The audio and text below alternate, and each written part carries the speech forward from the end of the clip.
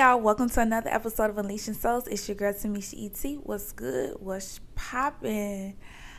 This episode is coming out a little later in the day, but it's still coming out on a Wednesday. And as you guys can see, my scenery is different. Your girl been, I feel like I had to take a getaway, like a reset type trip. And that is what I did. And I just thank God because this trip has been like so amazing. From everything, just learning some new things, experiencing new things, and just, sometimes if you're able and if God has given you the ability to like take a step away from wherever you are at, try some new things, and I don't know, just get away. You know that meme? It's a sound that says, it's like a meme that says, it's something about their therapist or whatever, and they said, what do we do when our emotions are rising? And the person said, book a trip. And I solely agree. Book a trip. If you are able, if you are capable, book a trip and get the heck up out of there, because sometimes you need just a new just scenery, and you need to place yourself in new environments, so that God can speak to you, so that you can experience new things, and just so you can expose yourself to new fears, and just conquer them, and just different things like that. So I encourage you, if you're able to do that, please do. And if you're not like able to do it, a staycation works. You know what I'm saying? But so for the people that are listening to the podcast and aren't watching me, y'all don't know what I'm talking about. So I will advise you to go over there to YouTube and check out your girl page. And if you are new to this page, please like and subscribe. I just now started doing the podcast with the video thing. Y'all, like, I want to start doing lives, not lives. I want to start doing vlogs. I record so much, but it's the editing and putting those vlogs together. So you'll get all types of things on this page, but mostly encouraging words and just real conversations about what it is to be a Christian and trying to like move forward in this walk, okay? Because we know this walk is not easy. However, let's just jump right into the episode. Today we're going to be talking about a topic that I spoke about in one of my captions on Instagram. And if you're not following me on Instagram, like, what are you really doing? Follow me on Instagram. And I'm going to be looking down on my phone because I wrote these in my notes, right? And matter of fact, I think I want to read the caption. The caption says, the caption that I wrote under and it's so crazy because, so I've been out here for about 4 weeks. Today makes it 4 weeks that I've been out here. And the first day that I got out here, like the next day, the next full day that I got out here, God gave me this like revelation, and I wrote it in a caption. So this is the caption. It says, we've heard all our lives that, quote unquote, no one is going to save you. However, I beg to differ. I mean, yes, no one person will probably come and rescue you, but God will. No one is going to throw their life away to rescue you, but Christ did. The caption says, we've heard all our lives that, quote, no one is going to save you, quote. However, I beg to differ. I mean, yes, no person will probably come and rescue you, but God will. No one is going to throw their life away to rescue you, but Christ did. Now, the tricky thing is how he's going to rescue you. And then I put the definition of rescue, which means save someone from danger or a distressing situation.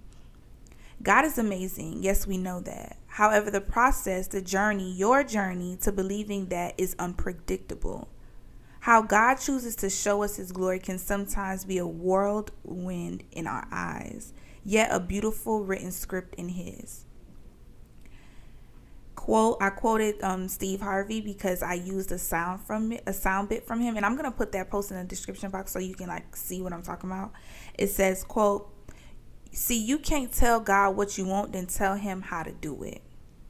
God may be trying to rescue you right now because it hurts, God may try to rescue God may be trying to rescue you right now, but because it hurts, because it's super uncomfortable and dark, you might think that he's ignoring you. Just a reminder that God rescued the Israelites. He heard their prayers and complaints. He created a plan. He shared it and assigned it to Moses, showed his glory through the stubborn heart of Pharaoh, then set them on their way to the promised land, which felt like torture to them in that moment, but in hindsight, it was exactly what they prayed for. The process life never goes how we want it. However, I'm sure it's what's best for us, even if you don't believe it right now. And then I quoted Psalms 12:5 from the TPT translation, and it reads, "But the Lord says, now I will arise. I will defend the poor, those who were plundered, the oppressed, and the needy who groan for help. I will spring into action and rescue and protect them." And in Exodus 3:7-8, it says, "Then the Lord told him, I have certainly seen the oppression of my people in Egypt. I have heard the cries of distress because of their harsh slave drivers. Yes, I am aware of their suffering. So I have come down to rescue them from the power of the Egyptians and lead them out of Egypt into their own fertile and spacious land. It is a land flowing with milk and honey, the land where the Canaanites, the Hittites, the Amorites, the Perizzites, the Hivites, and the Jebusites now live." And that's the NLT translation. So, and I feel like I may have spoken about this, but I feel like I probably talked about it in the Unleashing Souls community, and it feels like I'm speaking about it multiple times because I did make a whole Instagram post about it. So if I did record a podcast or a video on this, maybe we just need to hear this again. But I just wanted to remind someone that this walk with Christ is extremely hard. Okay, this walk with Christ is no walk in the park. This walk with Christ, he told us and he warned us that it was going to be hard, and it was not going to be no bubble gums and rainbows and, you know what I'm saying, you sleeping on clouds. It's not always going to be like this. The road to follow Christ is going to be a hard one. You're going to have to make hard decisions. You're going to have to, cancel people out. You're going to have to make some decisions that are hard, but are beneficial to your life and to your soul. But God reminded us of this. He told us that this road would not be an easy one to follow. This road would be very narrow. He told you that people were going to judge him. If people hated him, they are going to hate you. But I wanted to remind someone that it may feel like whatever's going on in your life, like it may feel like you going through the same cycle. It may feel like, you know what I'm saying? Like God ain't hearing you. You just hear, you don't really know what to do. Like you're obeying God and things don't seem like they're shaking or moving for you. I just want you to understand that God is in the process of rescuing you. Because when we looked at the definition of rescue, right, it said to save someone from a dangerous or distressing situation. So if you're in a distressing situation right now, if you're in an uncomfortable situation right now, if you're in a dangerous situation right now, I just want to remind you that you qualify for God to rescue you. You know what I'm saying? And just think about the Israelites. And I talk about the Israelites so much because the book of Exodus, like, I really feel like that'd be us. Something happened. God heard the people in Israel just complaining and complaining and complaining. I really feel like I talked about this already, but complaining and complaining and complaining, right? And complaining, right? God heard them. God assigned it to someone, and that person went into to fulfill this assignment that he, this plan that he had for the Israelites. Through the process, it did not seem like God was doing anything about their situation, because after he told Pharaoh, let my people, God said, let his people go, he went 10 times harder on the workload.